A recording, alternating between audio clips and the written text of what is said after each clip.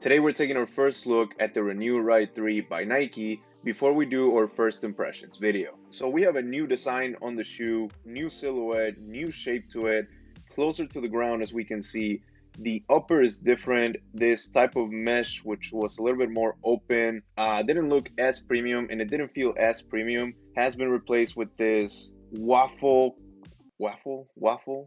pattern-ish mesh that seems to be a little bit thinner, which is something that I'm curious to see as soon as I unbox them. It definitely looks thinner, which means that it perhaps is even more breathable. The cushioning at the collar has changed as well. It seems like it's a little bit more streamlined now, a little bit less actually foam around the collar, which might be good.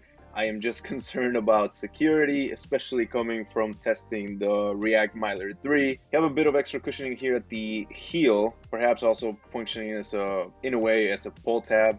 You can grab onto it and make sure that that your foot goes inside the shoe a little bit easier. At the tongue though, you have Nike Renew branding and a Nike logo, which no Nike logo on the previous version. And also it seems that they changed the tongue on the shoe. The whole purpose of this area here was to have a little bit of a grasp area to pull on the tongue, and also the lining on it made it easier to sit against your ankle, which you don't seem to have here. There's no lining. It seems like it's all part of the same meshy material running throughout the upper. The laces have also changed. They seem a little bit larger, at least just based off of the pictures. And the pattern for the lace hoops has also changed. They actually, and I hate that Nike's been doing that because they did this with the React Miler 3. You had these two extra lace hoops at the midfoot on the Renew Ride 2, which you don't have on the Renew Ride 3, and also you don't have any extra lace hoops at the collar. Nike Renew branding on the lateral side, and then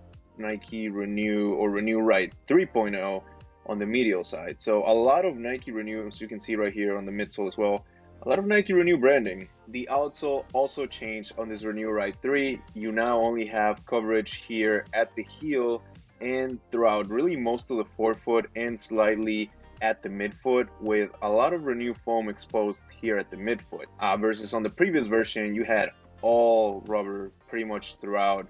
They did mention that they added more foam, but I don't know that I see more foam. Perhaps I want to say that I see less foam compared to the Renew Run 2. And that's our first look at the Renew Ride 3. Make sure you guys tune in for the first impressions video, which will be dropping soon.